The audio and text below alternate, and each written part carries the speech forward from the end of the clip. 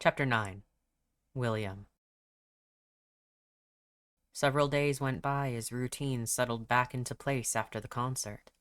Much to William's chagrin, Stelle had more free time to hang around Lucien, and every moment he saw the man on screen was like a stab to his gut.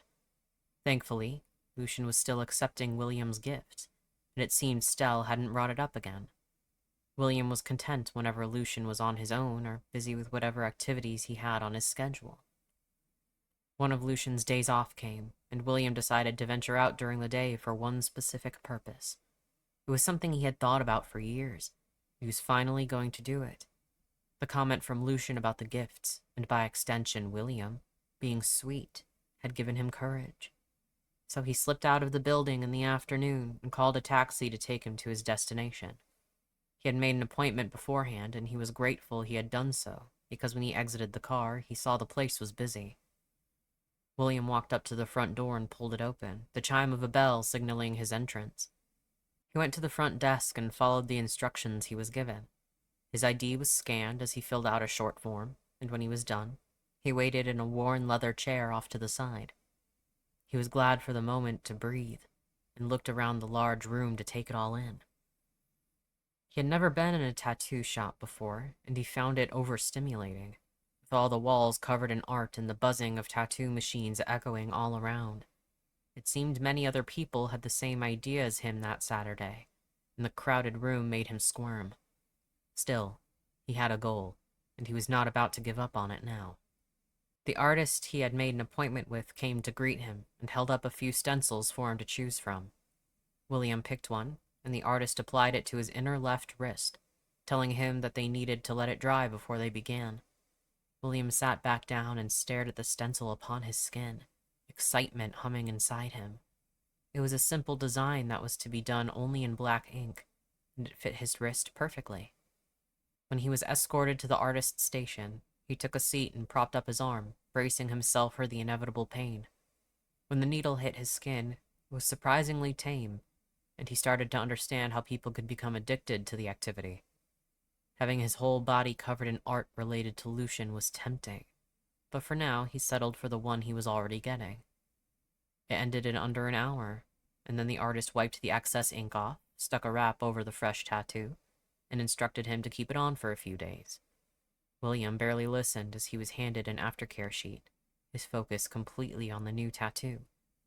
Even as he walked out of the building and called another cab to take him back home, he continued to stare at the piece. A pair of angel wings was now forever etched into his skin, and he shivered with pleasure at the thought. His body began to rise in temperature, but he kept himself still on the ride home, only allowing himself to melt once he was in the basement and on his bed.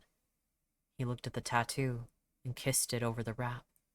His eyes only left it to glance up at his mementos and photos on the wall above him, and he stripped down to just his boxers, sighing at the cool feeling of his sheets below him. He didn't have the energy to do much after his outing, so he just kissed the tattoo over and over again as he drifted off to sleep, hoping he would sleep through Sunday and awake on Monday, when Lucien would be back for him to watch. To his delight, sleep found him easily through the rest of the weekend. When Monday came, William booted up his monitors to start the day off. Lucien was back, looking particularly refreshed after he'd had all weekend off. He was dressed in a shirt with a wide neck that showed the tops of his collarbones, which drove William crazy. He heard that Lucien's day would be dance-heavy, and that was something William adored, since it meant that Lucien would most likely need to change before he left. So he waited patiently and watched the idol dance, loose strands of hair sticking to his sweaty face, and William licked his lips. He wanted to taste it so badly, to run his tongue over Lucien's neck, then move down further, then further still. By the time his choreographer told him he was done, Lucien's shirt was sticking to his back and his chest, his skin glistening with sweat, and William knew he would head to the changing room next. It was a treat William was not often afforded, and it was something he never took for granted. In preparation, his right hand drifted to the top of his sweatpants, waiting as Lucien walked into the room. The walls were lined with lockers, and two benches sat in the middle of the room. Lucien went to the locker where he had stashed his bag and pulled out a fresh change of clothes. William kept his gaze fixed on Lucien like nothing else existed in the entire world. To William, it was true enough. His hand drifted down as he began to touch himself, slowly, agonizingly, because that was the pace at which Lucien was changing. It was such a torturous pleasure that William was completely lost in it, his eyes closing halfway and his breathing heavy and hot.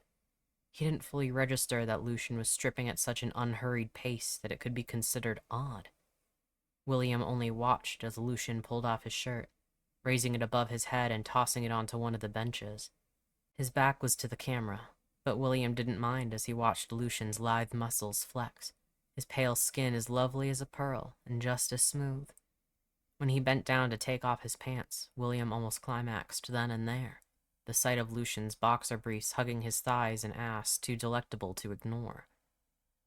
William only began to notice something was strange when Lucien stood there, completely undressed besides his underwear, and made no move to put on his replacement clothes.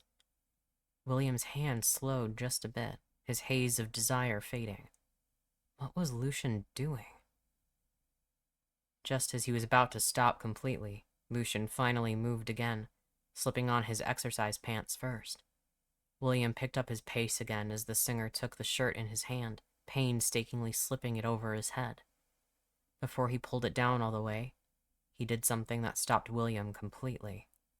Lucien's body turned, and William could see the front of his chest, bare torso inspiring his want like nothing else. His eyes dared to trail upwards, and his blood went frigid in his veins. With crystalline blue eyes, Lucien looked into the camera's lens, right back into William's own gaze. His lips then parted into a smile William could only describe as wild.